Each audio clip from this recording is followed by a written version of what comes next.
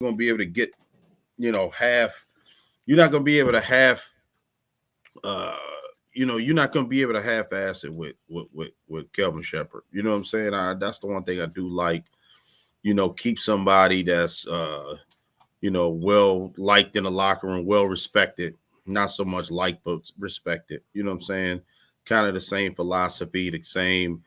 I do think continuity is to be had. I mean, look at Philly, how they had to kind of rebuild their trust within the locker room, within the coaching staff. So I do think it's something to that. You know what I'm saying? Even though you're a good team, even though you have, if you Dan Campbell, you change the culture, but yet and still, you still want the right coaches, you know what I'm saying, and the right, mentors, and guys that's leading this team that the players respect. You know what I'm saying? So hats off to Kelvin Shepherd. I thought it was a good job by the organization. You know what I'm saying? And then it shows, by them keeping Hank Franklin around. You know what I'm saying, that what I mean, that they do promote within, and this is a destination that other coaches can see. Even if you start from the bottom, you can get promote. Now, the only thing about it, maybe correct me if I'm wrong, Walt. I don't know if you heard anything with Scotty Montgomery. Is he still a running backs coach for now? I mean, I didn't check the roster. Um, Um, I know Fraley got a little bit more put on his plate for Stan. I know he's not a run game coordinator, which is mhm, completely different from being a running backs coach. So yeah, I don't know. I mean, I think it was huge to keep Hank or somebody else around, and Hank is key. Hank is key to the offensive line, yeah, and who's better at unlocking the running game? I would think than an offensive line coach, yeah, for the most part. So, and I agree. I think the Kelvin Shepherd promotion was needed.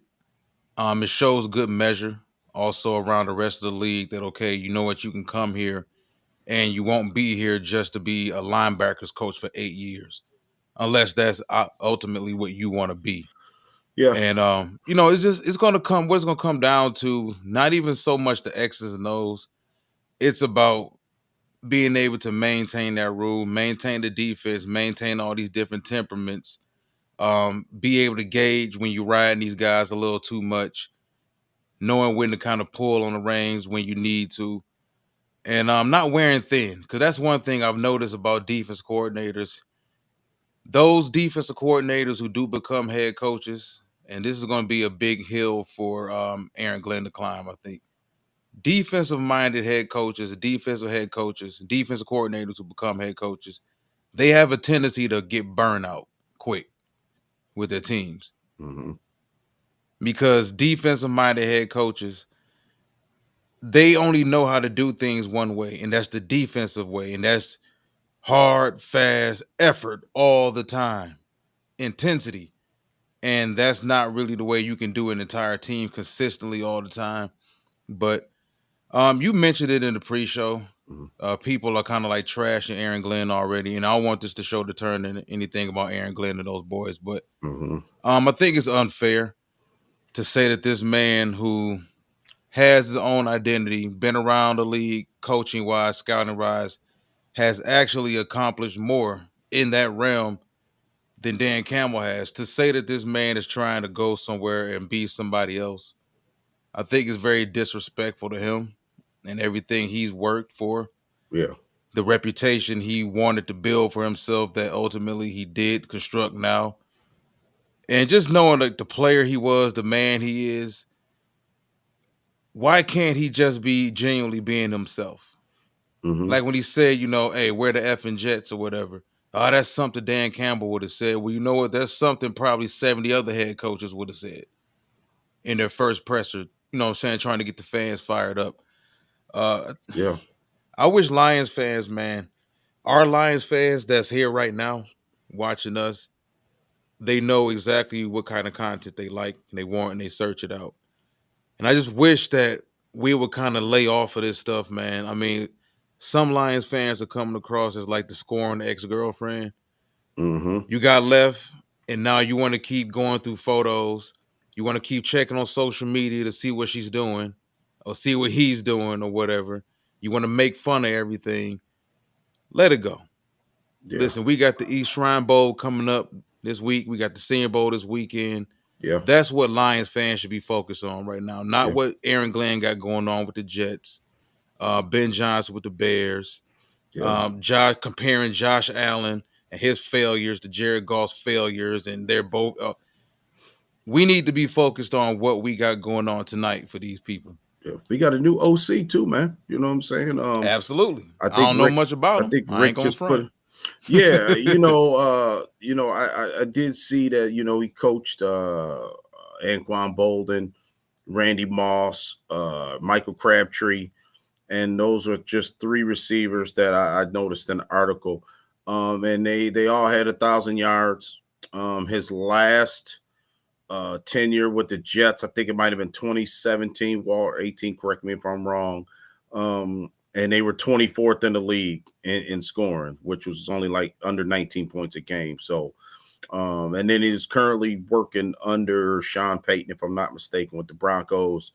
And you know how I feel about the Broncos. Love the way they what they did with Bo Nix. I thought they handled him really well this year.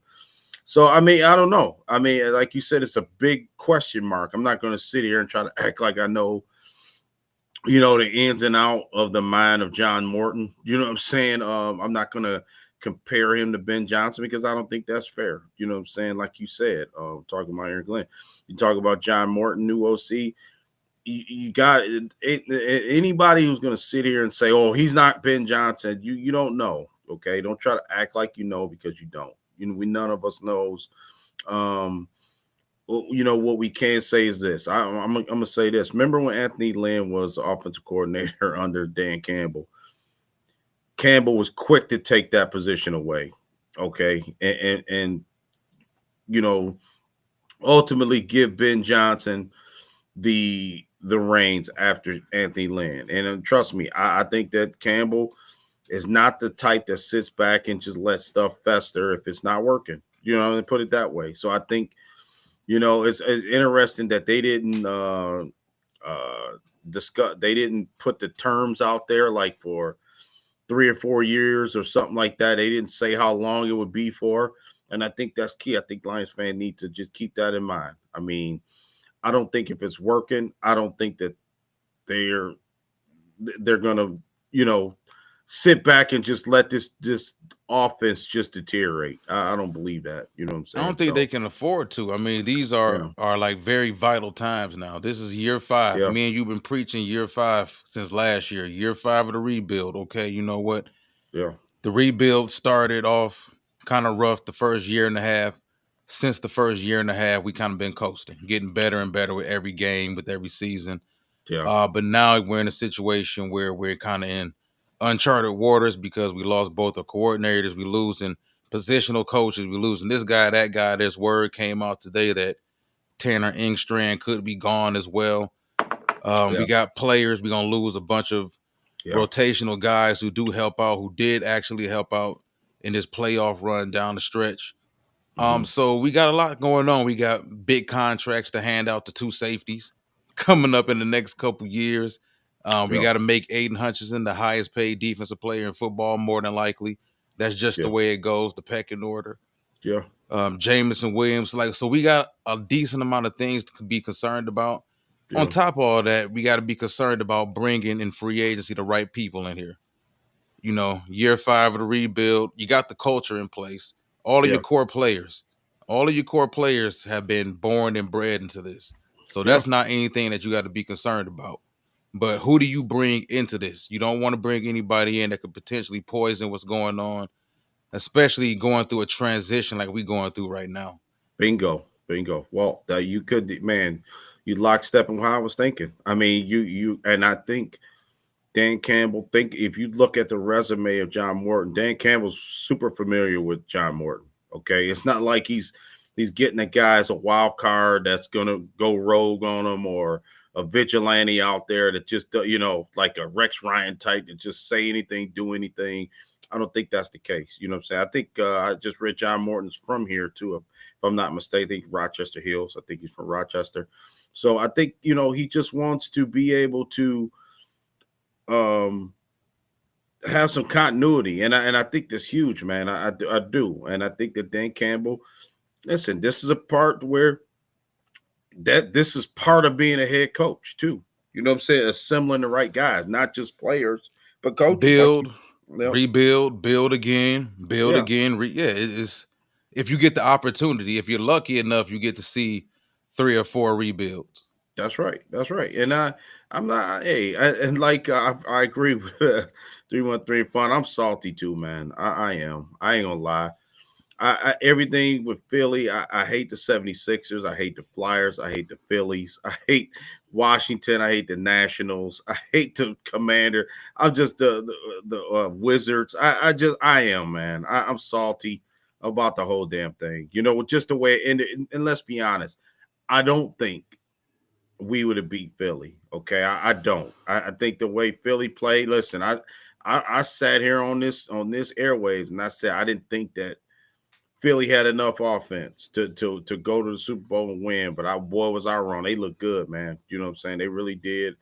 I gotta give them credit, and KC gonna have their hands full. You know what I'm saying? Am I gonna watch the game? Of course. I mean, I've watched every Super Bowl. I'm a football fan. I'm gonna watch the Super Bowl, man. I was typing this conversation Me with my too. coworkers I ain't gonna today. You like know what it I'm though. saying? Yeah, I mean, I'm I'm salty gonna sit about it. there I'm gonna watch frowning. it. Yeah, I'm gonna watch it with my Lions jersey on, my face frowned up. But you know what I'm saying? It's just yeah, just like that, right? When Michigan lost TCU, same thing, man. Yeah, because I just feel like the opportunity was there. This is why I'm salty. Okay, I feel like the opportunity was there. The opportunity would never probably present itself the way it did, like on a silver platter. I mean, you had the steak, you had the mashed potatoes, you had the vegetables, dude. You had the cold beverage. You had the what you call it, the white bib. You had all that. You had it all. You had the gloves so your hands don't get dirty. You had everything laid out. Okay. You had the right music, the right tone, the right set, and have a beautiful dinner, man. And it totally came and just like knocked the table over. It's crazy how the whole thing just didn't come to pass like we thought. But you know what? I do think it just goes to show. I don't think you need home field advantage to go all the way and win the Super. You don't. You know what I'm saying? I really do think you got to have a little bit of luck. Health wise, you got to be healthy. You know what I'm saying? It don't matter where you play, Walt. I don't care if we played all 3 games on the road. That's and better days are coming. You know what I'm saying? I don't think the Lions are the new Pittsburgh Steelers or the new 49ers for that matter. You know what I'm saying? Teams that just are good, but they're not going to win. You know what I'm saying? And go all the way. It's a tough pill to swallow, but the show must go on. You know what I'm saying? Long story short. I mean, yeah. I'm pumped about the draft because I think this team has an opportunity here to really get better. To get better in just a couple areas, man, where I think it will make a difference. You know what I'm saying? Look how great Philly drafted, man. You know what I'm saying? And they're right there. You know what I'm saying? I mean, to get I like think you that would kind just of rubs it in. That kind of makes me salty too. I just want to talk yeah, about being salty because yeah, watching Philly did the same thing we did. They yep, but spent their first 2 picks on DBs. yeah, Say yep, just like we did. Both of their DBs look like potential Pro Bowl, all yep. pro type of players. Even Cooper DeJean, and I wasn't high on Cooper DeJean at all. You wasn't. They I found a was, but you spot, wasn't. but they found a Yeah. spot for him. I didn't think he was a boundary corner, and he's not. They put Hmm. him in the nickel. They do a lot of different things with him. They use him as a weapon, almost like a Brian Branch type of player for them. Quinyon Mitchell Yep. had one of the greatest rookie seasons for a corner Yeah, we've he ever was seen. great. Great. And our corners are kind of like the first 2 corners we drafted are kind of like up in the air. But yeah, Yeah. how can I talk about this, man? It happens. Jalen Carter. Yeah, I Jalen mean, Carter listen, is the guy I think, and I heard Braylon Edwards talking about it today. I think it was yesterday or today with Ryan Armani, and they was right, man. And they was talking about like should we took Jameer Gibbs over Jalen Carter. It was a good discussion, and trust me, I'm not here to say this guy or that guy. But boy, I remember me and you banging the table over Jalen Carter, man. You know what I'm saying? I wanted Jalen Carter. And this is the thing. You know, we draft Titus Young back in the day where we knew it was a red flag and we took a chance, drafted him, didn't work out. He was a hell of a player when he played, though. Yes, he Titus was. made a lot of plays. Like he was the perfect complement to Calvin. That's right. That's right. And I think sometimes, even though Brad Holmes didn't make that pick, that's of number course one. not. You know what I'm saying? He didn't make that pick. But what I'm saying is, I think sometimes we get scared and we say, "Oh, well, this guy's going to be a problem." And you know, and trust me, I think if people would have seen all the stuff going on with Jameson Williams, he pretty much had a squeaky clean college. I didn't hear any antics going on in college, but I think that we would have had a lot of people not want to take Jameson Williams. They would have killed Brad Holmes for taking Jameson Williams when they did, if they would have known, you know what I'm saying, in hindsight, what he's been through right now at this stage of his career. You know what I'm saying? So, yeah, man, that's the only thing. I do think that this draft, man, is going to be paramount, like you said, because this year 5. I mean, really, and to have 2 division titles staring us in the face right now. I heard a couple media outlets said this yesterday, and they was right. I mean, right now, okay, the division is good, right? But now we want to keep winning. We want to bring this thing. We want to stretch it out a little more. Look at Joe Burrow, man. Joe Burrow had a great, probably the best statistical season. Him man is number 1. Yeah, and their team fell short. They didn't make the playoffs, bro. You know what I'm saying? So. Excuse me, because they don't have enough around him, and they back to the drawing board again. You know what I'm saying? So, I think they fired their DC in Cincinnati, and it's like, man, turnover happens every year. You know what I'm saying? Yeah. Each team, our team's gonna be different. Let's get to the free agents. You know what I'm saying? Because I think it's gonna be key how the landscape of this team moving forward. You know what I'm saying? What's gonna happen, and the draft too. Yeah, I mean, I agree. I'm glad that you seen it. 313 and fun. He's seen it because it's honesty. Yep. I think we breed the honesty. We plead for everybody to be honest on this show. And I don't think in our current state we would have beat the Eagles either. Now we talking, like I was telling somebody earlier, if we talking about a healthy Detroit, man for man, Hutchinson.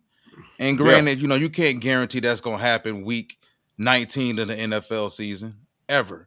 Yeah. But, you know, man for man, if we're healthy, I think, we match up really damn well with Philly. And I feel like we could have won to Philly and won. Yeah. But if you look at the current state we were in at that point in time, and I just look at how the Eagles, not the Eagles, but the Commanders' offensive line isn't anything to write home about. And they consistently got to the second level on our linebackers. Like, how many carries did you see Eckler and Brian Robinson get where they got past the line of scrimmage before they were even touched? Yeah. And Philly was dedicated to it. And you and I talked about that all season. Even though we felt like Philly wasn't dynamic enough passing the ball wise, we knew that they were strong enough and tough enough and, mentally tough enough defensively. But we knew that they knew exactly who they were. They were going to run the football. So I agree. I think if you look at the current state we were in, just being honest about it, I think if we would have managed to get past Washington, Philly might have smashed us too. Just considering the current state that we were in at that point in time. Exactly. But like I said, pound for pound, if we're healthy, we got Aiden out there. We got Aleem out there. We got Carlton out there. Yeah. Marcus Davenport. Barnes. Yep. Yeah, now we talking about, we talking a different story. But Malcolm Rodriguez out there making plays. It's a different story, man. Period. You know what I'm saying? I would have loved to see, full strength against full strength. You know what I'm saying? But hey, it is what it is. You know what I'm saying? That could be true. You're right. Just Hutchinson and Lehman. I agree with that, man, because those two guys are difference makers, in my opinion.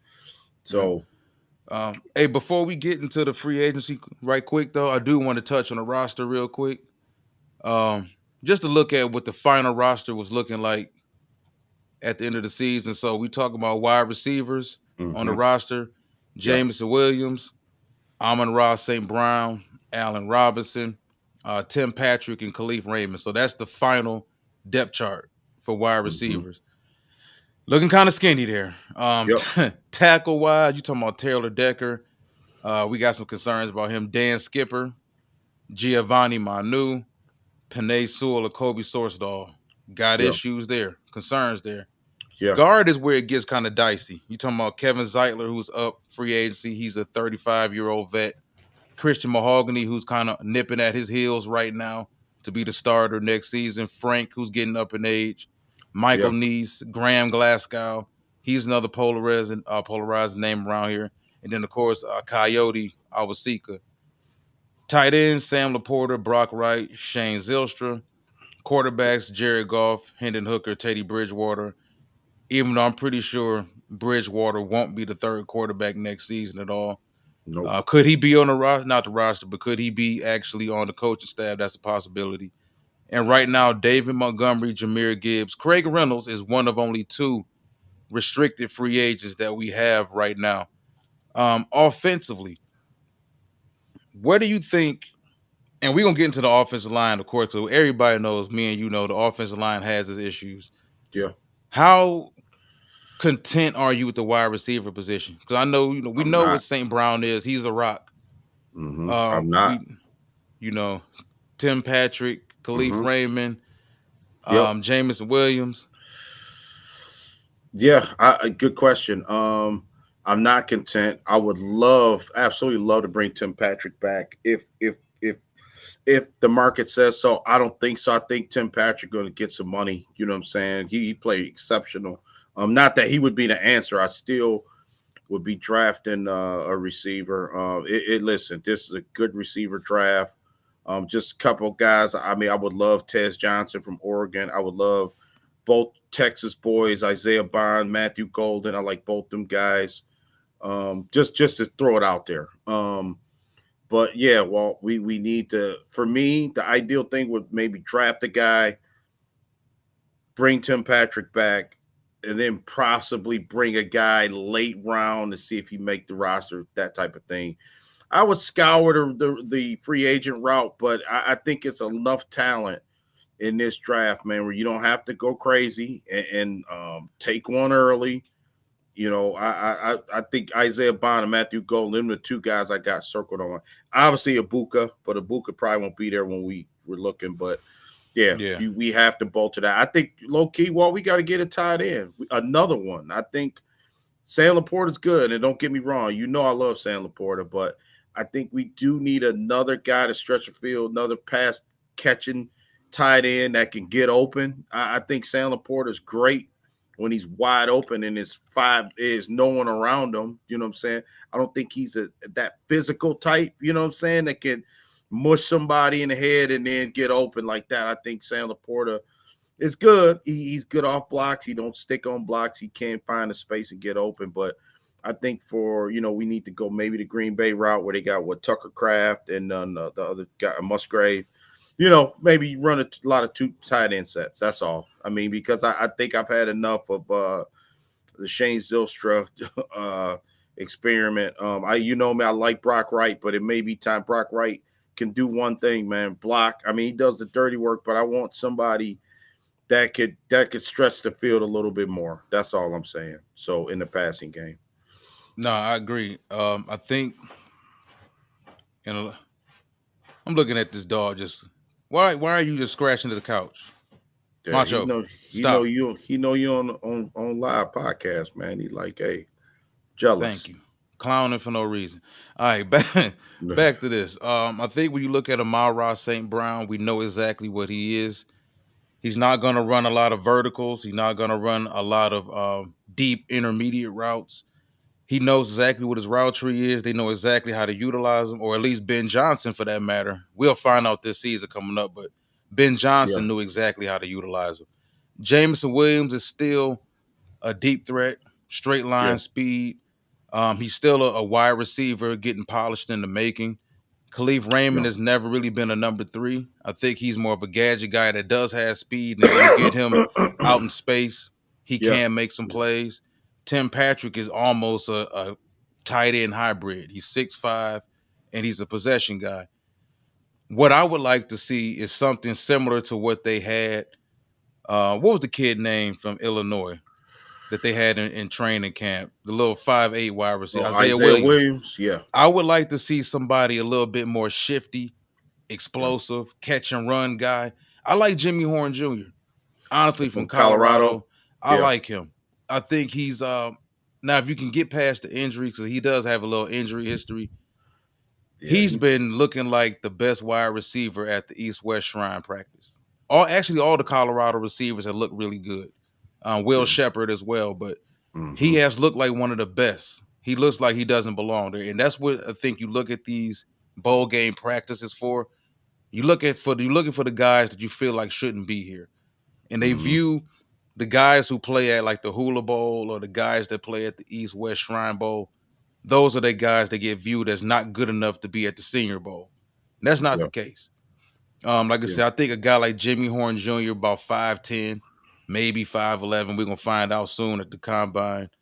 I expect him to run somewhere in the low 4.3s. Honestly, maybe high 4.4s. Yeah. And he catches everything. He can leap. He's physical. He's tough. Dion vouched for him. Shador vouched for him, for that matter.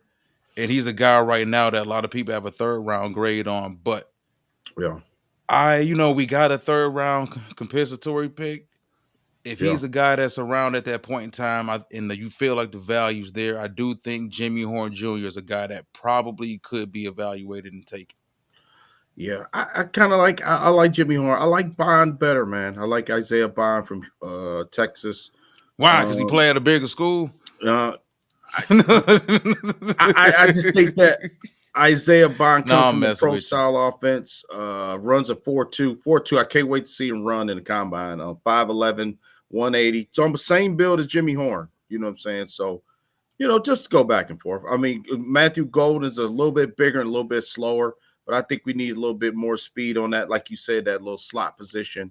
So yeah, I'm with you though. I'm lockstep. We both in lockstep. They need to upgrade the receiver position. Yeah. You know what I'm saying? Absolutely. I think another guy too. You mentioned the tight end position. This is a name that people are going to hear a lot throughout the process because he was he was a 5-star recruit coming out of high school a few years ago. Kind of got lost in the sauce, transferred 2 or 3 times. I think Brew McCoy was at Tennessee. Brew started at USC. He started at USC. Super athletic guy, really doesn't have a position. I think ultimately at the next level, he's going to be a tight end. He kind of outgrew the wide receiver position, but he has a ton of versatility. He's one of those guys that's too much something for everybody. He's too big and too athletic for cornerbacks to play him in the slot, or even safeties for that matter. He's too fast for linebackers.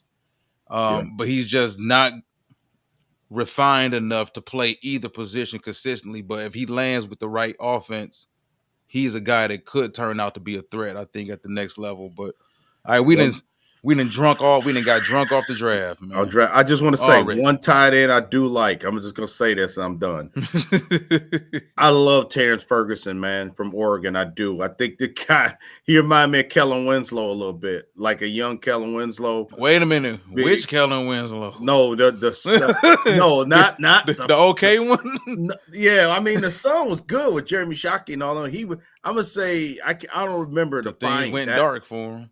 Yeah, I ain't that old. I'll be 50. I ain't that old. But yeah, I like Terrence Ferguson, man, from Oregon. 6'5", 255, runs a 4.7, mean as hell, just a mean streak. I really he'd be good for the Lions, just to throw that out there. I like Tyler Warren too, but I think Tyler Warren maybe Tyler's stock is soaring right now. Yeah, and Colston Loveland, Harbaugh drafted this guy. He's going to Harbaugh. You know that. It's already written down in stone. That's where he's going to go. So just throw it out there. All right, let's hit the defense real quick. What the final roster on defense looks like, it ain't all that pretty, man. So Josh Paschal, Pat O'Connor, Mitchell Agood, Levi Onwuzurike, Broderick Martin, DJ Reader, Miles Adams, Zadarius Smith, Al Kadeem Muhammad, and Jonah Williams. That's our Yeah. final depth chart of defensive linemen.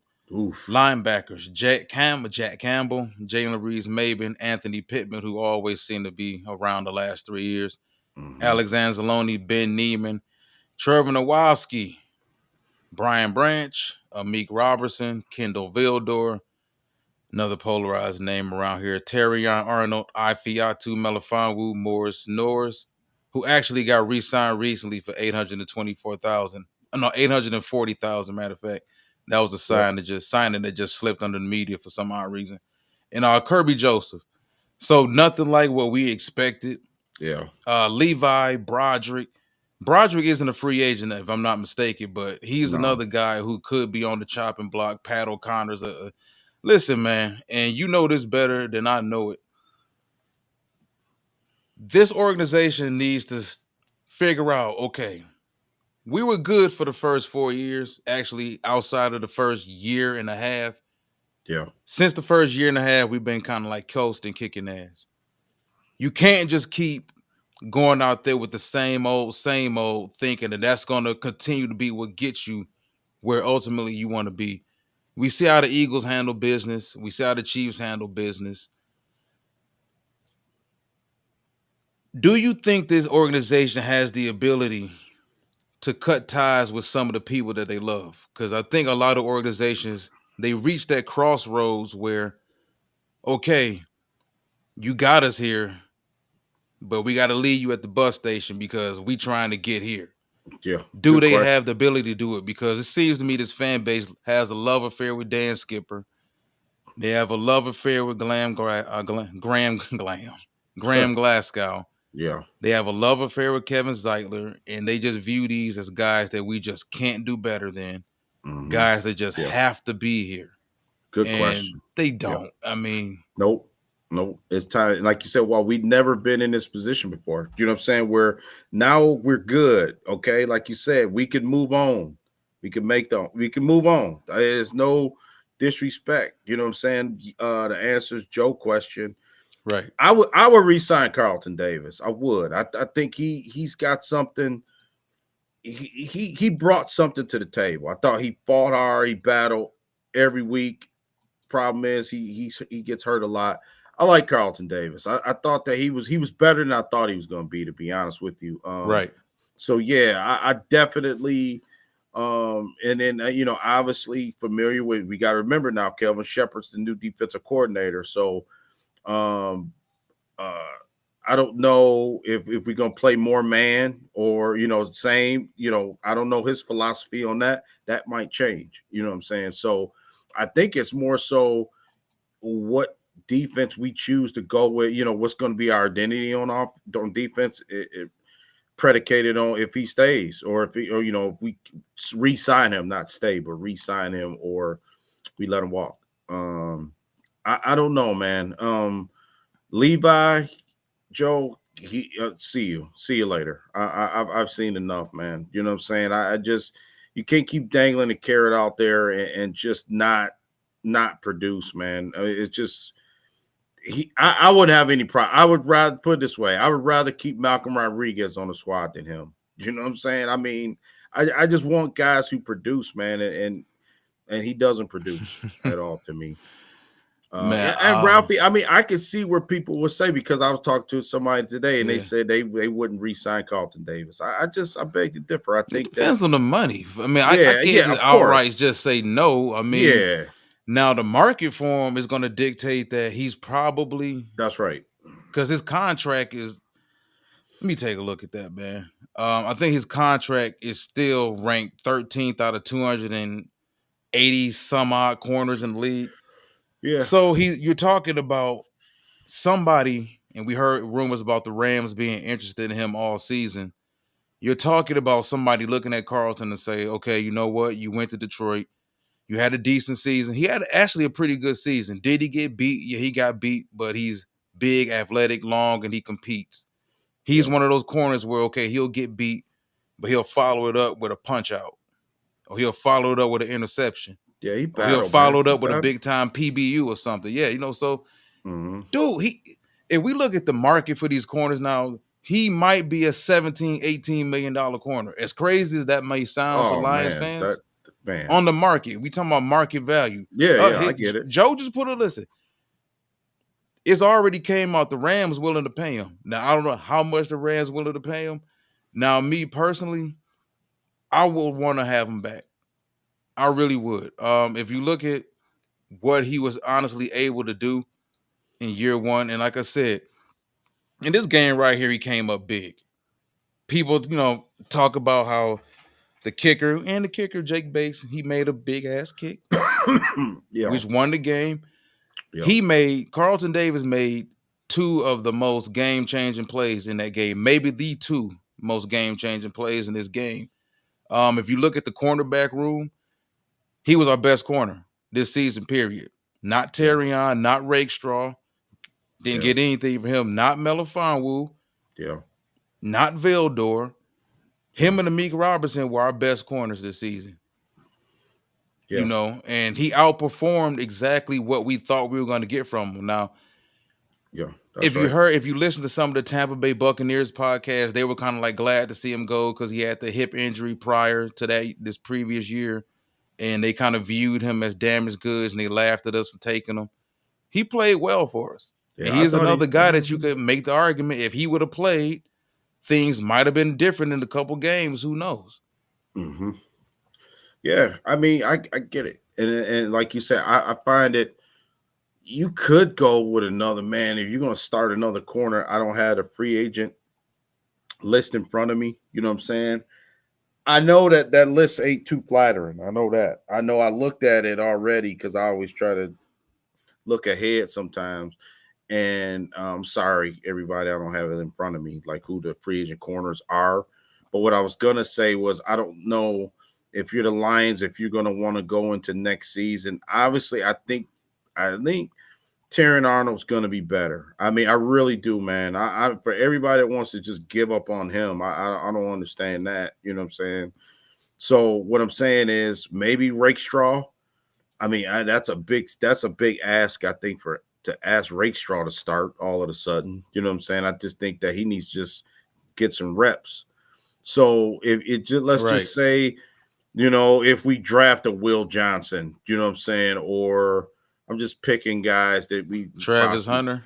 Yeah, Travis Hunter, Zay Alexander, or Maxwell Harrison, or you know what I'm saying? It's just guys out there that you can get. But man, put it this way, they would have to be a shutdown corner right away. And you know how hard that is. So to answer your question, I think we kind of don't have a choice but to bring a veteran in. You know what I'm saying? If it's not Carlton Davis, who's it going to be? You know what I mean? I think people got to get past the money. The money is different today. You may look at Carlton Davis and feel like he's not an 18, 19, $20 million a year corner, but maybe for us he is. Maybe for the Rams he is. Because you brought up a valid point. Like, if you don't bring him back, what the hell else you gonna do? You better figure it out. Because look at our division, bro. Ben Johnson is coming. Like, not that Ben Johnson, but what I'm saying is, I think they're going to be offensive predicated. You know what I'm saying? And he know what we got over here. So I think you need to kind of switch it up a little bit. Don't try to sell him a rookie and Terrion Arnold. And, that's my guy, man. Agent Zero, my guy. He fell down the stairs last week, too. I'm a hard. I don't get that either, man. I don't like that, man. He seemed too goofy to me, man. Yeah, it just like, why would you even put that? Like, why do we care? Of all things, man. Yeah. I just think that you got to get that situation rectified, man. You know what I'm saying? Because again, just like we've been saying, this division is going to be scoring. You know what I'm saying? So you got to be able to,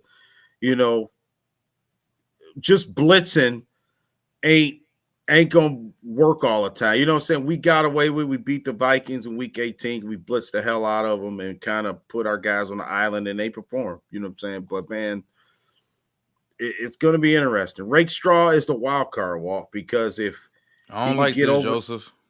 Yeah, if he can get and Joe's right. I mean, Rakestraw is the guy that's kind of a wild card. We don't know what he's gonna bring. We know he's an agitator. You know what I'm saying? He gets up in your face. Competes. Competes, but we don't know. So you would think they would add to that core by via free agency. That's what I would say if Carlton Davis don't come back. But I want Carlton back. So Yeah, yeah. I uh, don't think they would.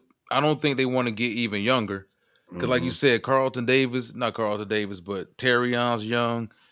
He's got a season of experience, but considering what he's going up against in year two, he's still got to develop more experience. Rakestraw didn't really play for us at all this season for the most part.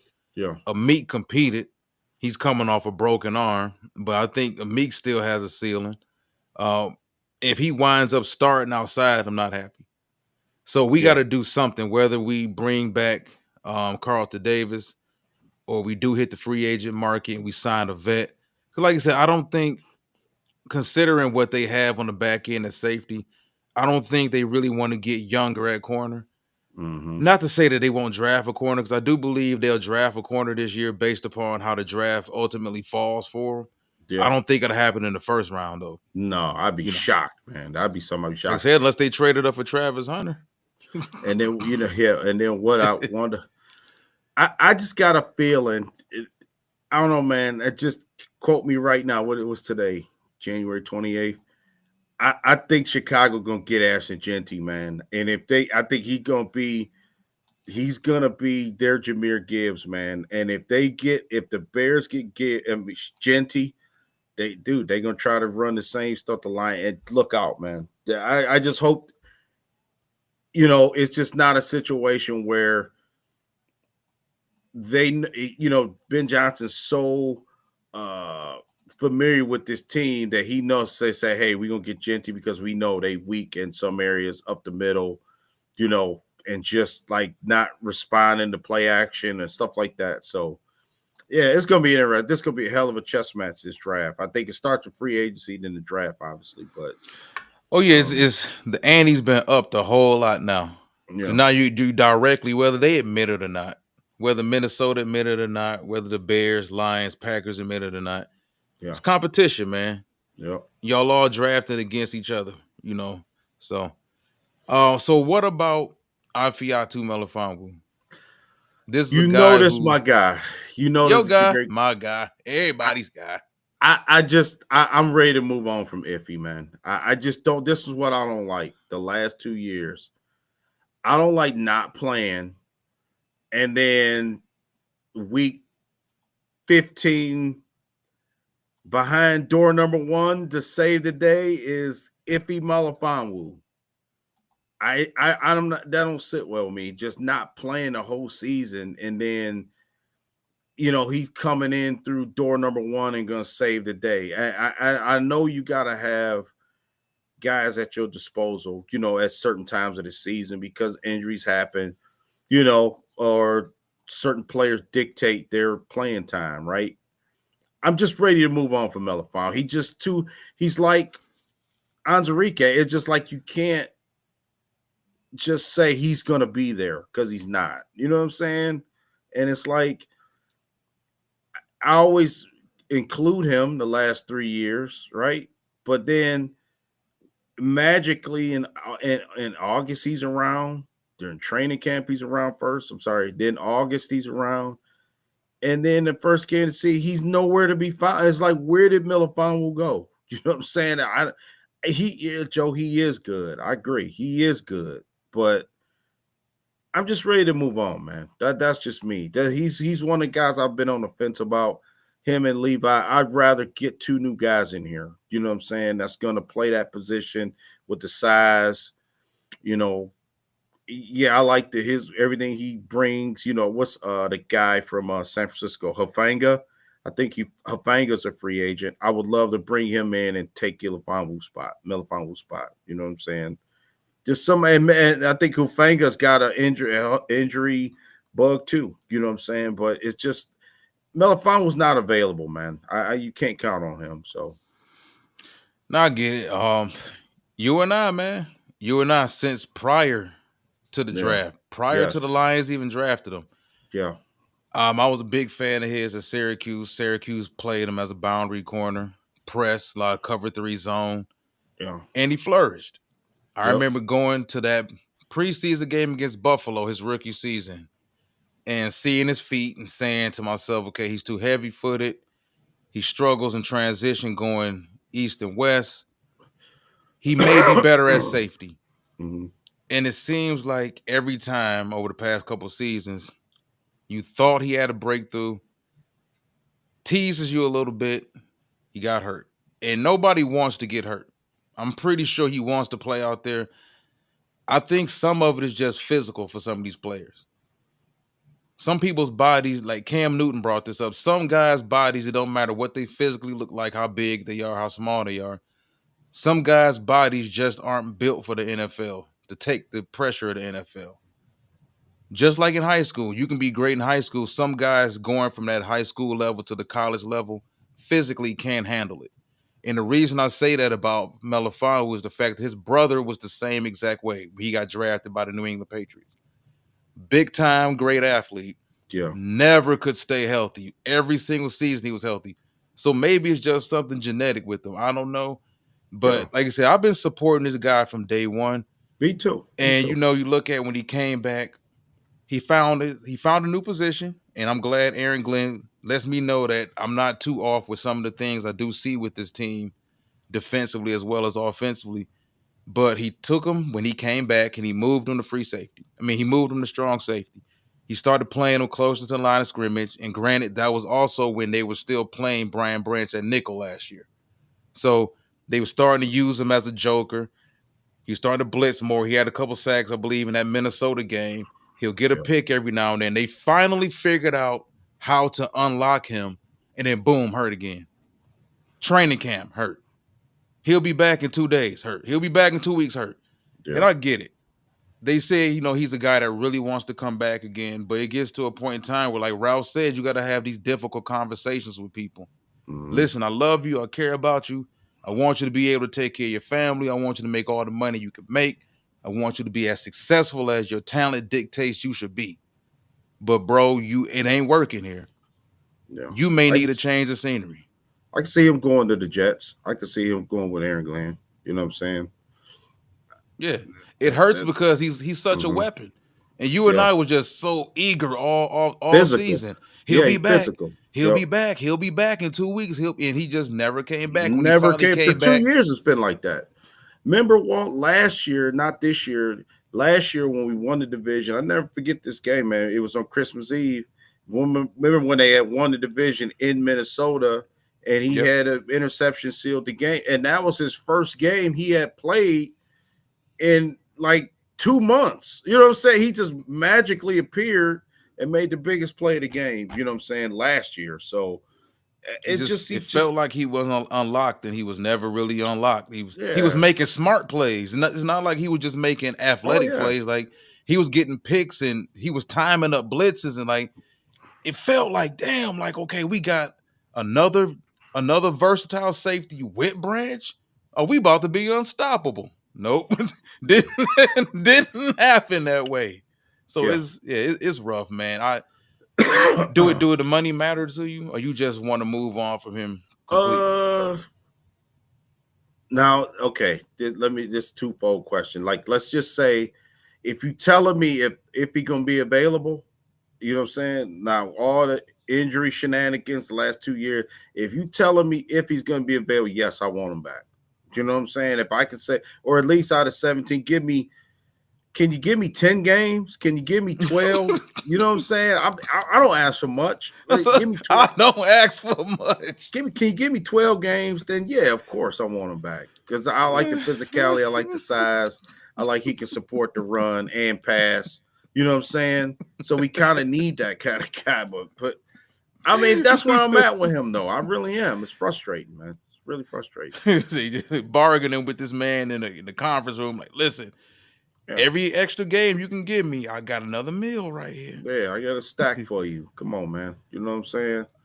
Yeah, but this a hard one. You know what I'm saying? Like you said, this has got to be, this is a war room talk as far as the roster goes, because like you said, man, are you going to keep, John Kaminsky around? You're going to keep Skipper around. You're going to keep, Josh Pascal is one of the guys where yesterday today kind of changes by the day. But I think it's something there with Pascal. I really do. I think that Josh Depth. Pascal, when he's unlocked with Hutch, and I think when Marcus Davenport, those couple games he played, man, they had something cooking, man. They're They better. really did. They had something on that left side, and it was like after Davenport got hurt, Hutch got hurt, it was like Pascal's a non-factor, but Pascal can excel next to somebody else. I really do. I think he'd be a menace, man. So I'm keeping Pascal around, even though I don't think he's in jeopardy or anything like that. But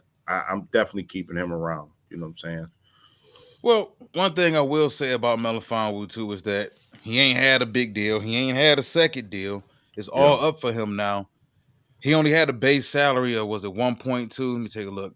He had a base salary of 1.1, no, 1.19, 1.2 million. He only had a prorated signing bonus of 210,000, and his cap number was only 1.4 million. So if you are going to give him a raise, it ain't gonna be that much damn of a raise. He ain't about to get 8 mil a year, and he did say he want to come back. So now it's like, okay, well, how bad do you really want to come back? Because there's 31 other teams in the NFL.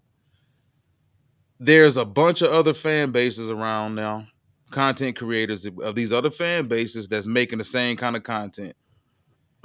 Your trash is the next man's treasure. So there's other fan bases that say, you know what? We'll take Ifeatu Melifonwu. We'll give him 6 mil. I wouldn't give him 6 mil. I'm not giving him a $5 million raise for somebody that can't even give me 5 games. So, like I said, it comes down to how bad does he want to stay. Same thing with, I ain't gonna say the same thing with Mosley, because Mosley has shown us nothing at all. So there's really no reason to even bring Mosley back. Yeah. But Melifonwu, he's interesting because you ask the question, okay, well, does Ben Johnson want him in Chicago? Yeah. So does guys AG gonna move around? Yeah. So, all right, let's get to some more of these free agents because, like I said, we don't have a ton of them for the most part. So I'm gonna go through these. Whenever I get to a name that you want to discuss, and we can go into their current situation. Well, all of these guys are unrestricted free agents. The only 2 guys who aren't unrestricted free agents are Craig Reynolds and Shane Zylstra and Coyote Awasika, and we don't have to worry about nobody wanting to give us any type of compensation for those guys. No insult to them. But all right, so we already went through Carlton Davis. We're looking at Marcus Davenport at 29 years old. Yeah. Kevin Zeitler, 35 years old. John Kaminsky, that's a name we haven't heard in quite a while. He's 30 right now. Emmanuel Mosley, who's 29. I think it's all pretty much finished for him, though.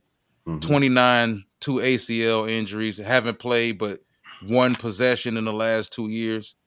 Levi and Wuzarike, who we already discussed.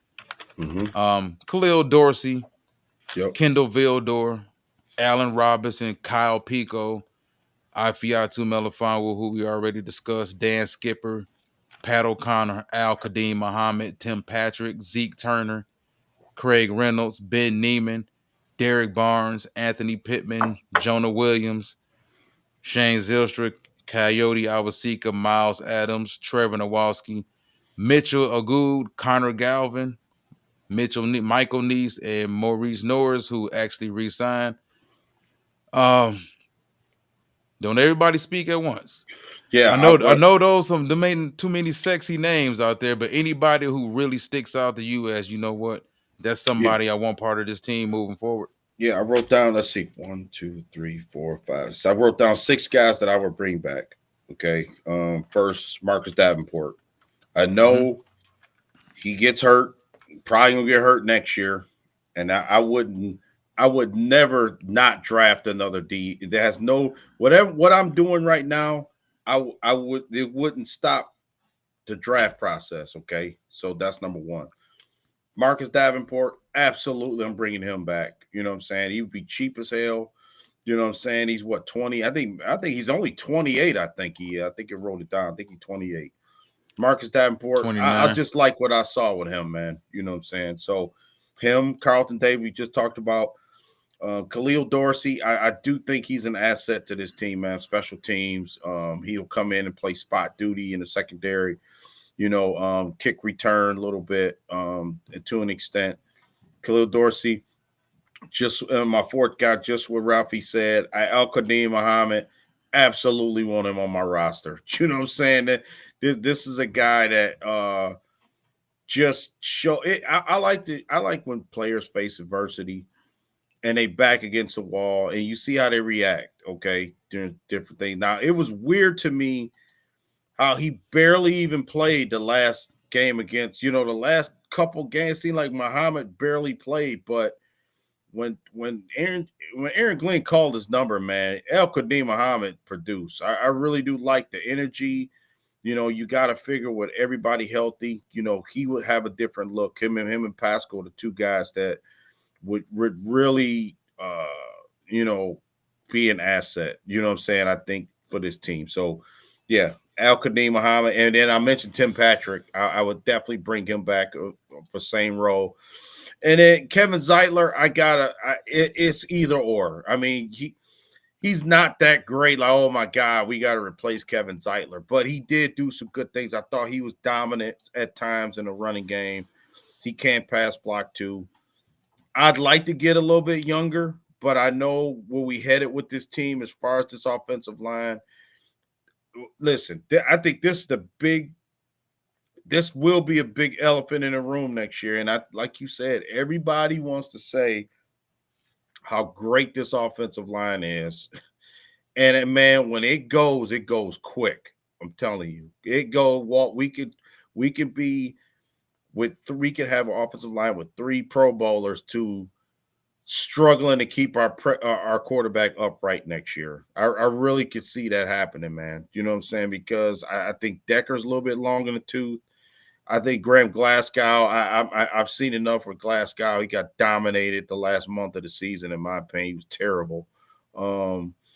And Kevin Zeitler, he was okay. I mean, yeah. I mean, you could sell me veteran, leadership, banged up at the end of the season, probably had some injuries that he wasn't saying as much, and his age, I like the age because he is a veteran that will, be able to be counted on, during the season. So I won't have to have Zeitler back, but I will at a decent rate. So, I think that those are the guys, the 6 guys. I got Davenport, Carlton Davis, Khalil Dorsey, Al-Qadim Muhammad, Tim Patrick, Kevin Zeitler.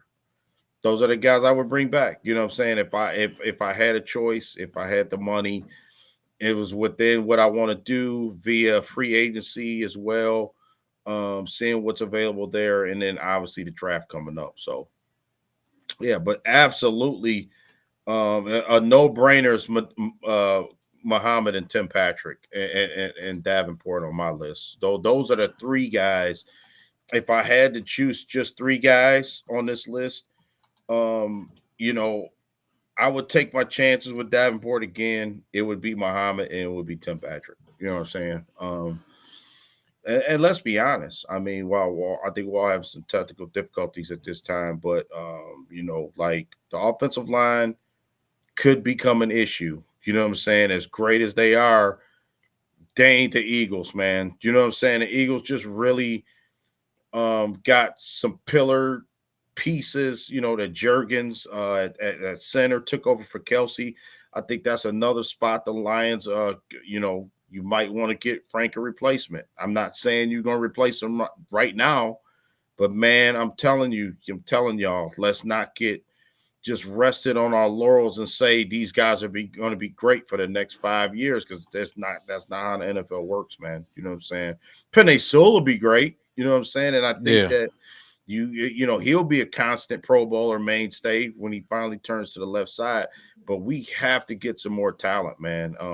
We seen with Christian Mahogany. You know what I'm saying? They did take Giovanni Manu last year, late round. I don't know how he fits in. Maybe he is fitting into their plans going into next year. You know what I'm saying? But I do think they have to get another, like you've been saying it since the beginning of the season, that You got to get some more talent, young talent. I mean, not a seventh round pick. No disrespect to a seventh rounder, but what I'm saying is you need to get a Zach Frazier like from last year. A guy that's going to be, like a Darnell Wright or Jackson Powers Johnson or the next, and this offensive line class, Walt, I think is better than last year in my opinion. I think it's some really guys to be had out there that the Lions can get that could uh compete with the Phillies. Because now listen, Lions, we not going backwards, right? So if we going forward, we got to stay relevant. We got to stay with those teams, right? So got to keep the offensive line strong, man. No, by any means necessary. Nah, I agree 1,000%. Yeah. Um, you just can't stay stagnant, especially when it's not greatness. Now, if these guys, you talking about Dan Skipper, like it's no different from basketball when fan bases fall in love with glue guys Yeah. and they want to see glue guys get overpaid and they feel like we don't need any outsiders because we got our guys right here and I love my glue guys and Skipper can't go anywhere because he listen, you can keep thinking that way all you want and you're going to stay stagnant and Mm-hmm. Philly going to mess around and lap us. You have to realize when it's time to make those difficult decisions. Everybody can't go just because you like them or just because they came through for you in a tight spot. Yeah. Just because you came through for me in a tight spot because we were missing some players on defense or whatever, you had a good game where you was running off adrenaline or whatever, I can't give you a big contract based off of that. And I just think that it's kind of dishonest for some fans to sit up and see what we have on the offensive line and genuinely Yeah. look you in your face and tell you that they feel like we can't upgrade from that. Yeah. Now, does it all come down to the money? Sure, because we're talking about aging offensive linemen as well. There's not going to be a big market for Graham Glasgow.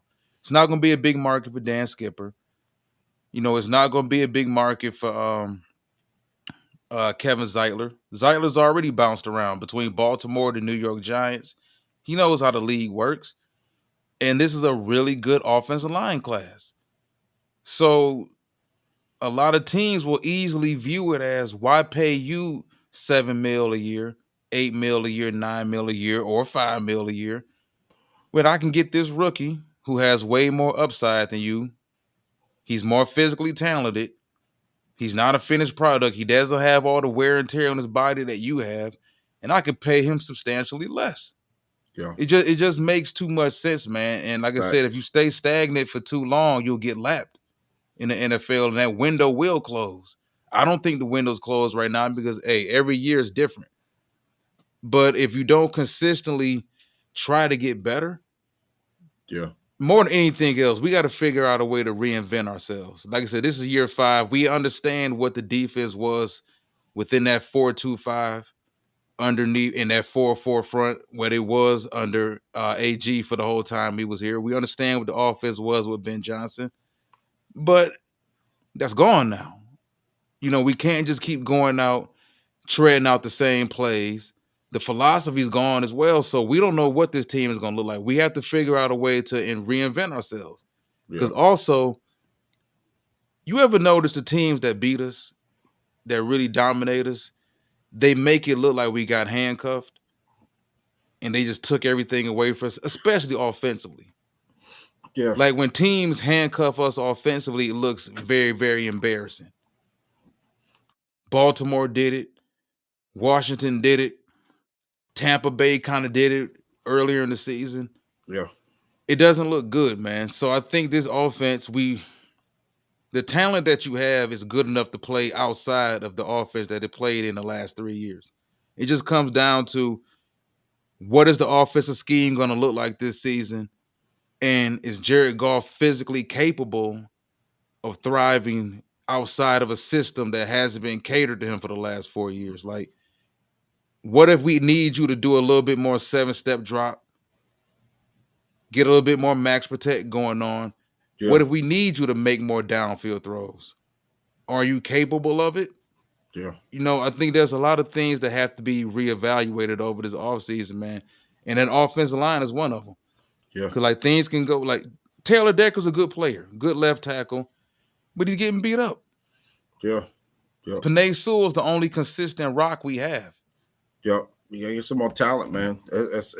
Like you said, man, because when it goes quick. You know what I'm saying? Unannounced. You know what I'm saying? I mean, 1 minute we can be thinking coming into a season like, man, that's our strong suit. You know what I'm saying? Offensive line is where we gonna flourish, and then come to find out, week 1 or week 2, it's gonna be a long year if we can't protect the quarterback. You know what I'm saying? That type of thing, because we getting beat, constantly. So I can see it happen. I done seen it happen, with good teams. You know what I'm saying? Like like Dallas Cowboys. I mean, there's just one team that came to mind who was always known for a strong offensive line.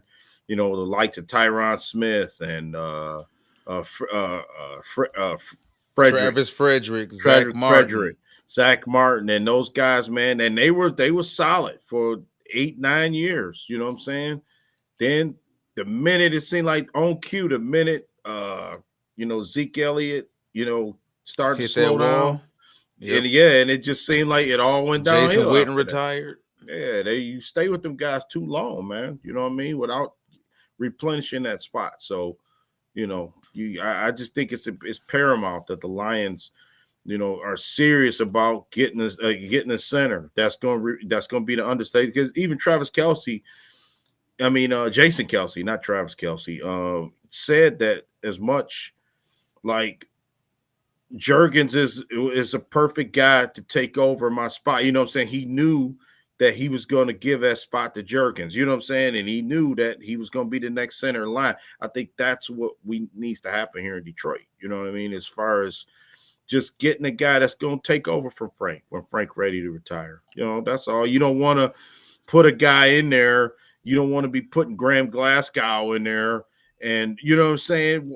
Week 2, and Frank can't go because Frank, you know what I'm saying? You want a guy that know what the hell he's doing when he get in there. Not Dan Skipper, not, just gimmicking and just throwing people out there. That's not going to work. You know what I'm saying? So, yeah.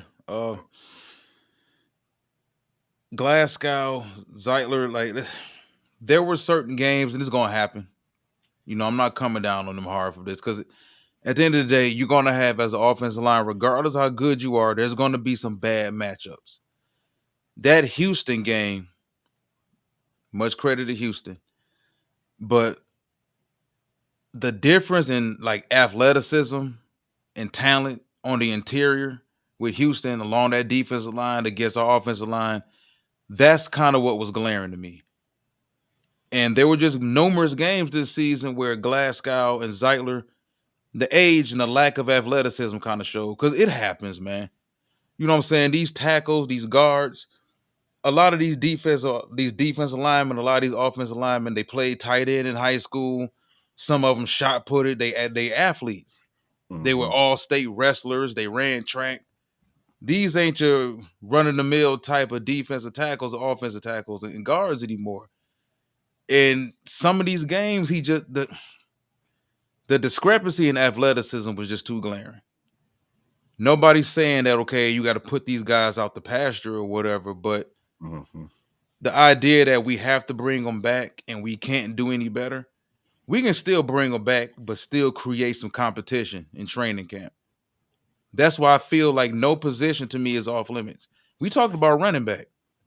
If the right running back is there, 6th round, we got 2 7th-round picks. If a guy falls in the 7th round, 5th round, 6th round, or whatever, even though we don't have a 5th right now, that's still also a position that could be upgraded talent-wise, depth chart-wise. Because now you're at a point in time where you're good. And you want to get to that next level of being really damn good and being a consistent thorn in the ass of the Philadelphia Eagles. The Eagles not going to slow up. And that's what I think these Lions fans that are content with their guys, and we want to keep everything in house and we don't want any free agents, just keep our guys around. Philly not doing that. Whether Philadelphia wins the Super Bowl in 2 weeks or they lose, you know what Howie Roseman going to be doing? Making moves to make sure Philly keep their foot on our throats next season too. So while you talking about Skipper and Zeitler and Glasgow are the key guys to bring back, Mm-hmm. they talking about drafting the next Pro Bowlers. Mm-hmm. They out there drafting Quinyon Mitchells, and they out there drafting Cooper DeJeans. Nolan Smith, Nolan Smith, and Right, Jalen Carter Jalen Carter, and Jordan Davis, and man, it's just phenomenal. You know what they trading for AJ Browns and spending a top 20 pick on Devontae Smith. Like, that's the type of moves they out there making. Philly ain't gonna hold you up. Yeah. So for the Lions fans, I understand this fan base isn't used to winning. They're not used to this. Yeah. But if, like I said, if you don't keep your foot on the gas, man, this window will close itself on you if you're not careful. But it's if you go through those free agents, man, I think Davenport, the sack numbers weren't there, and I get it, but the impact was there in the run game. Once him and Aiden Hutchinson both went down, it was over with. It was over with as far as the interior, not the interior, but the exterior, the perimeter run defense. It was gone. And then if you look at Levi, you and I were very high on Levi. He was my number one defensive tackle, my number 1 3 technique coming out of Washington. But bro, you had what? 16 games, 15 games, you gave us half a sack in 16 games. Can't do it. Levi's a guy that I said from day one, he's a 4-3-3 tech. You put him next to a space eater, a guy that at the nose, or a guy at the 1 tech who plays some 2 tech that can eat up some double teams. That way you can take a guy like Levi and Wuzurike and make him anchor your actual interior pass rush behind him. They drafted him initially when he got here to be a 3-4 outside DN. Don't do that. Don't do it.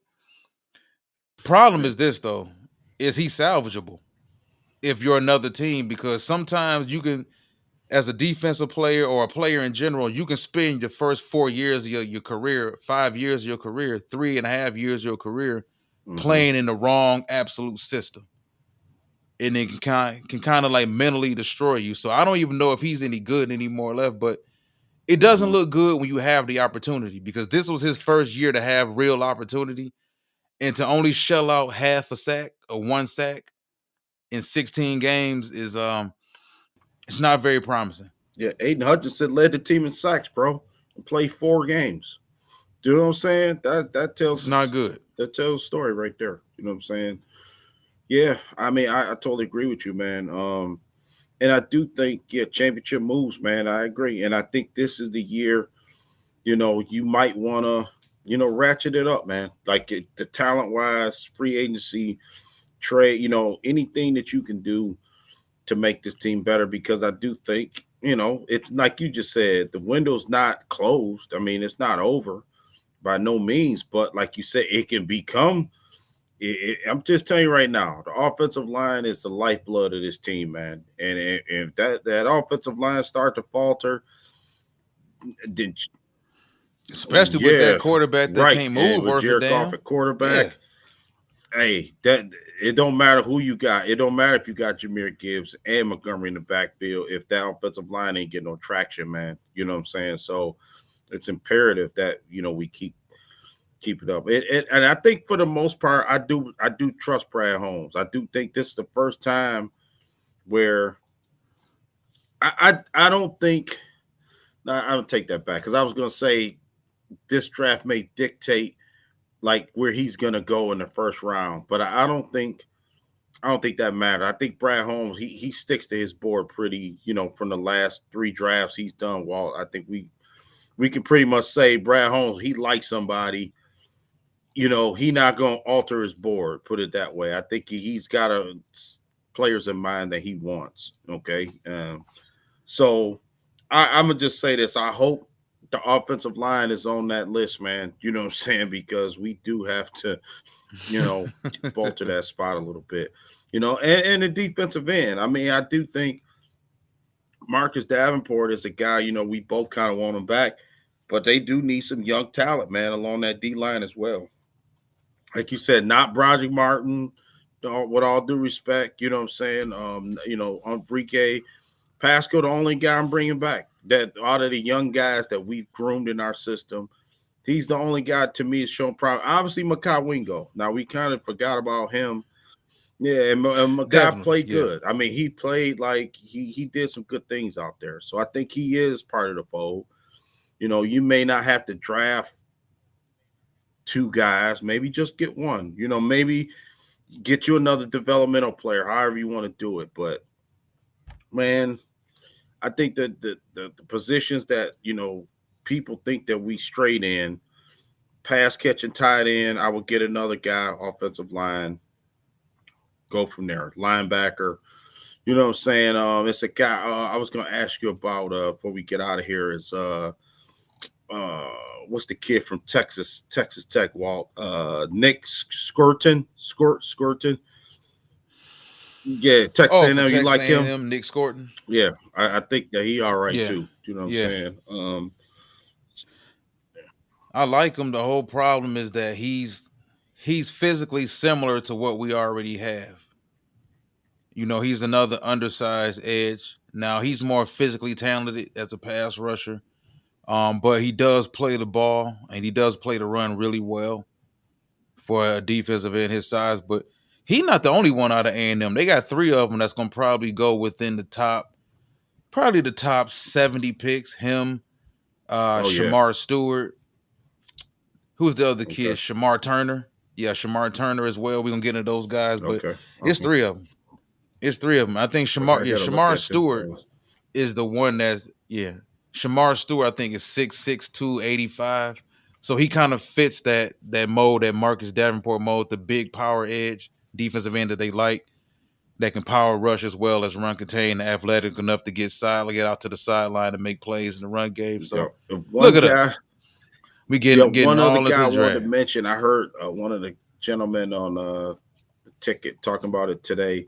And I did look at the first mock draft, and lo and behold, he was picked us at 28. Was I know you know him, Ed Rutcher from Marshall. I think his name Mike Green.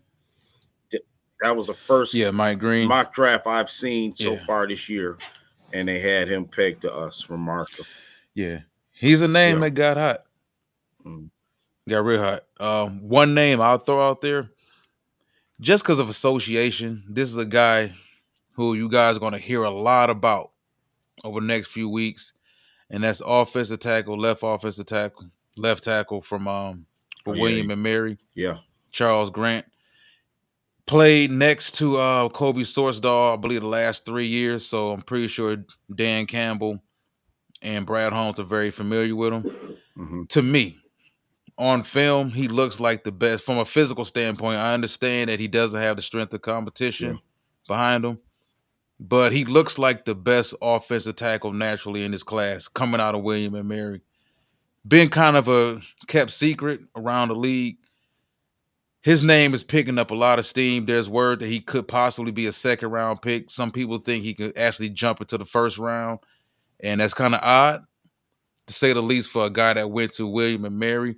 But that is a name I think Lions fans should be putting on their radar, because he's a guy that could potentially be there for us at pick 28. So Joseph says, I would like to see Brad's big board.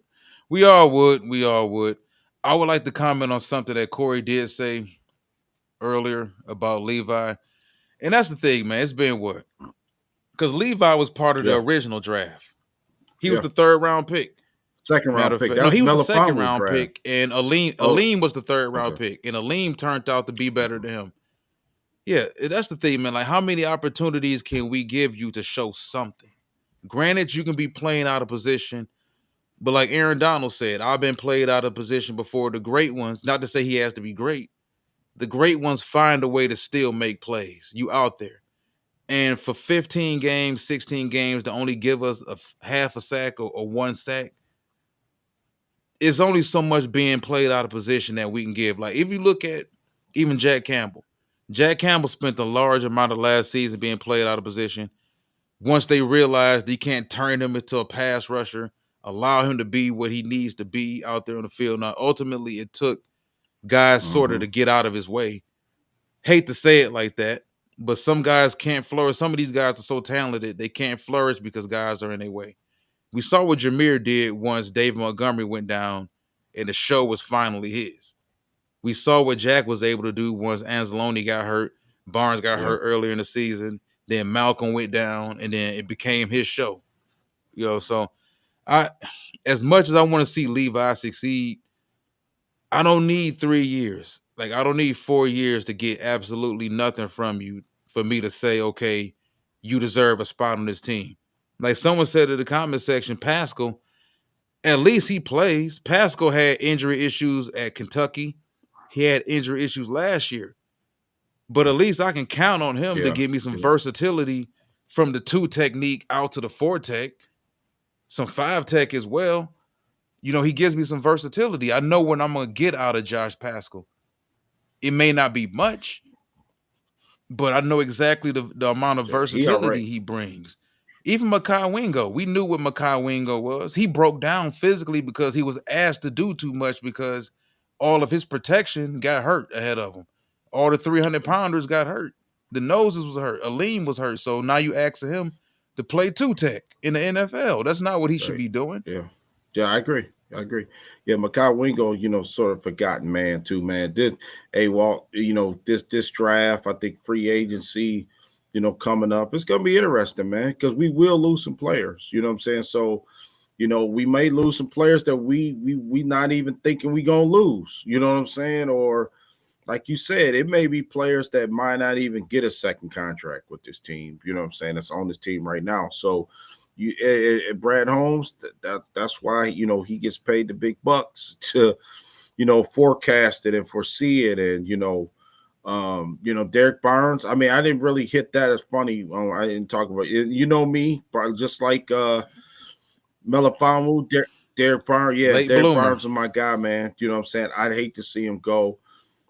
I'll put it this way: I wouldn't break the bank for Derek Barnes, and I don't know. What I'm saying is, I think somebody else is going to pay Derek Barnes. You know what I'm saying? I may not be the Lions to be. They might outbid the Lions for his services. Okay, I'll say it like that. You know what I'm saying? Maybe the Jets or maybe the Bears. Derek ain't showed Yeah, nowhere for near me though. enough. I think for anybody, and then in the contract year for you to go out with the injury he went out with, like he should be back. I'm pretty sure Derek Barnes will be back. It just took him a minute to flourish. But once he got his feet up, it's another guy. Once he got his feet under him, boom, took his feet right back out from underneath him. But yeah, I mean, between Derek and you talking about Melifonwu and you talking about, we talked about Carlton Davis earlier in the show. Man, this would have been.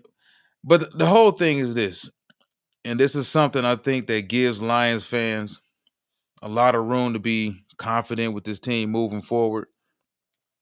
With all the names we mentioned tonight, Aiden Hutchinson, Aleem McNeil, Carlton Davis, Barnes, Anzalone missing games.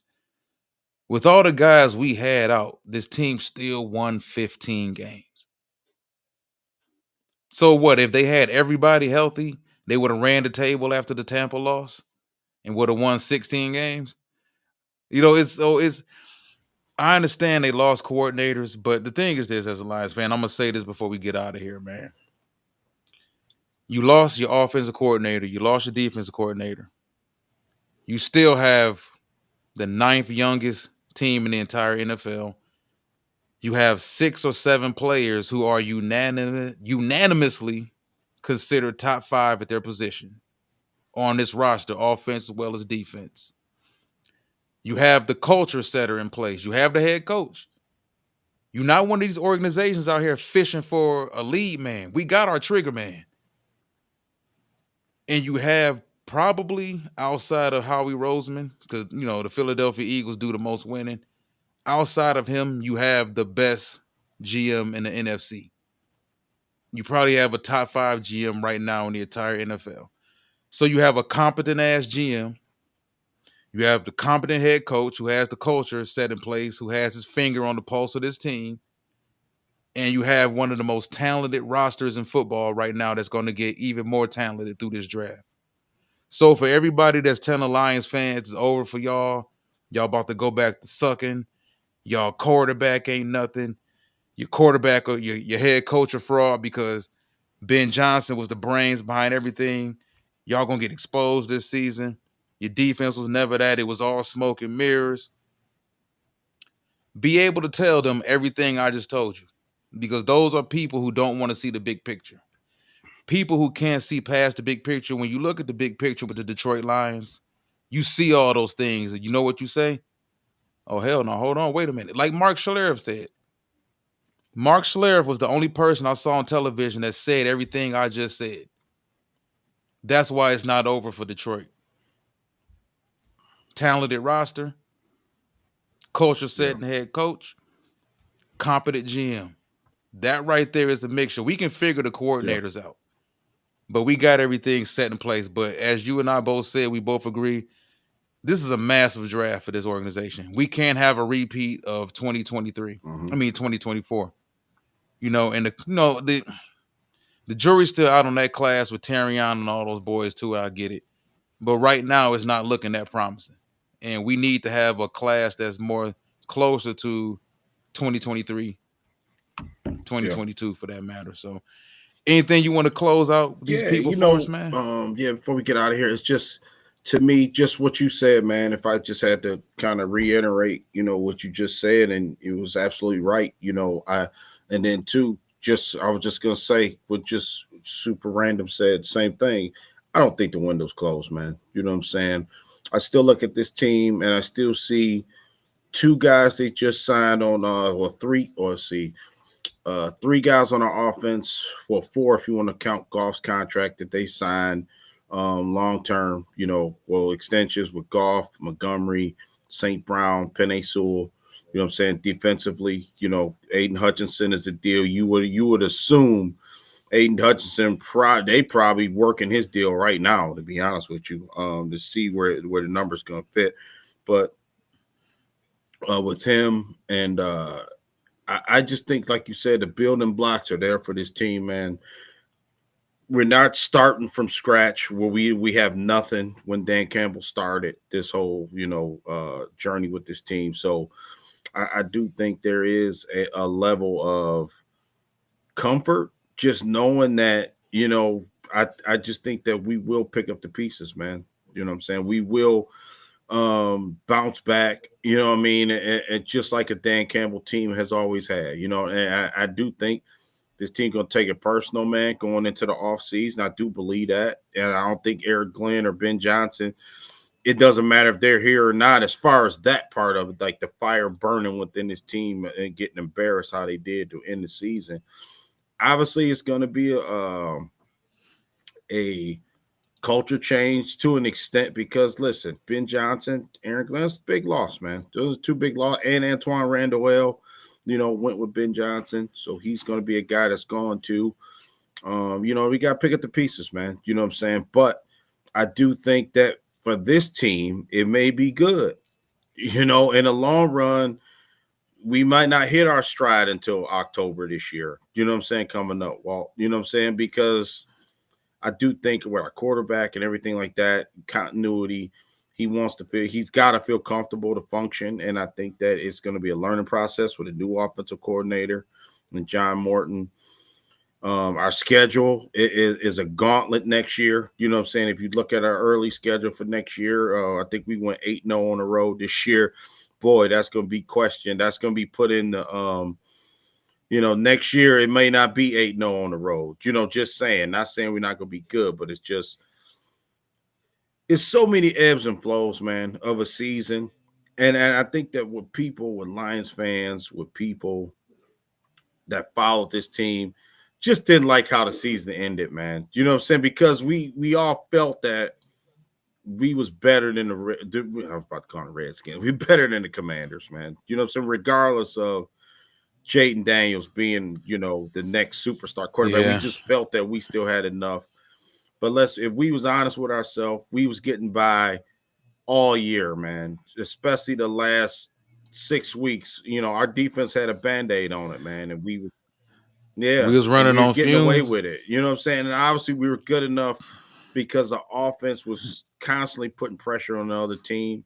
and I think that we was getting away with Yeah. it, and we finally just took its toll, man. You know what I'm saying? As far as you know, yeah, We man, was that almost there, man, on that quarter yeah, yeah, tank of gas. we almost We was almost there, man. almost We there, man.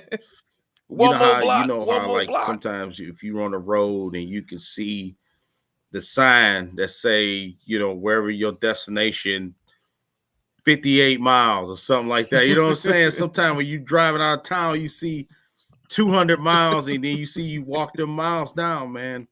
And we damn near walked it down to get to New Orleans, man. So, you know, yeah, And caught a yeah, flat. caught a flat. Yeah, yup. And to answer Joe's question, I think yes, I think Aiden Hutchinson will be, he will be Yeah. top. You know what I'm saying? One of the top, if not the highest paid defensive guy. You know, once he gets guy, and that's how it usually goes in the NFL. Like it's always like the next guy will be the highest paid guy. You know what I'm saying? In every position, just about. So and he'll be the highest paid until the next guy coming, like Will Anderson. I think maybe around the same time. You know what I'm saying? Yeah, So buddy. you know, and I think Jameer Jalen Gibbs. I read a Carter. good article today was saying Gibbs, um, Derrick Henry, and I think it was no Saquon, Bijan. They said these guys saved the running back position. I think Jameer Gibbs gonna be like one of them guys to get paid, man. You know what I'm saying? I mean, I know it's always a saying out there you don't pay running backs, but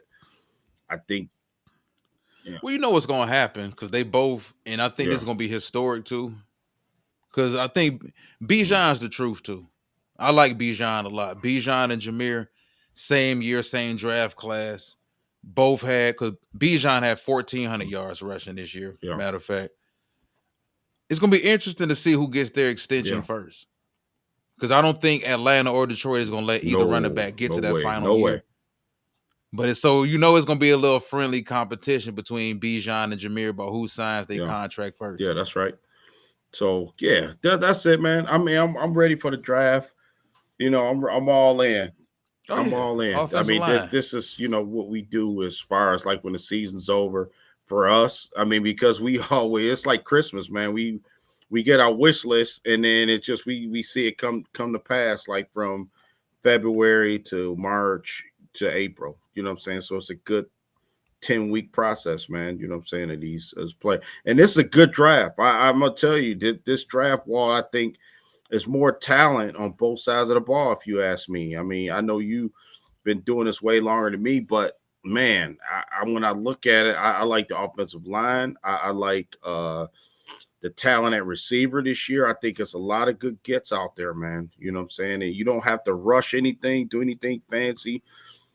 You know, if you like a guy, and that's the thing too. We know. I mean, when see we talking draft now. I'm talking draft. You know, these GMs go berserk if they get a quarter. Man, I'm telling you, it's gonna be crazy. Teams are gonna have their pick, especially like teams like Detroit, Philly. You know, Washington teams have made the playoffs. The Rams, Tampa. We gonna get a good player. I think all of us because I think the teams that was crappy that's looking for a quarterback they gonna mortgage the whole future to get that quarterback, man. I think that all the every year we see it, every year, you know. So Just trade trade up up to for get him. Travis Hunter. What's your read on Travis Hunter? Is he more of a before we get out of here? Is he more of a receiver or a corner? Well, yeah, I I do think too. he's a I corner. don't think I think he more rah Yeah. rah as a corner. I think he brings. I think he brings what you want him to be at cornerback. You know what I'm saying? Yeah. I think his natural talent and his skill set is better at corner. He'll be more of a unicorn at corner because if you look at his height, his arm length, his BA, his BA, his ability to stop Yeah, and go at that size and that body type is similar to like Tariq Woolen. You don't see taller corners, even though he's yeah, not as tall as Woolen. You don't see taller corners with that body type, with the ability to stop and go the way he can stop and go. The ball skills are elite. I'm interested to see what he runs in the 40, if he runs at all. But man, Travis, I've been following Travis since his sophomore year of high school. Travis is he's one of those chosen players. Mhm. Like he's legit. I don't think whoever gets him, the only problem I have with Travis is this. If he goes somewhere like Jacksonville, let's say Jacksonville ended up Yeah. taking him, or Carolina for that matter. My only fear for him is going somewhere where they view him as a gimmick. They view him as somebody that's going to put asses in seats. They don't really have a plan for him. And he goes somewhere where they view him as some sort of savior, as a corner / wide receiver guy. That's the only problem I have with it. And being a Lions fan, people are going to say, oh, you just saying it because you're a Lions fan. I think the best case scenario for Travis is to go somewhere where he can blend in and not be viewed as the savior. Mhm. He comes to a roster like Detroit and he plays in this secondary with that Yeah. type of safety help.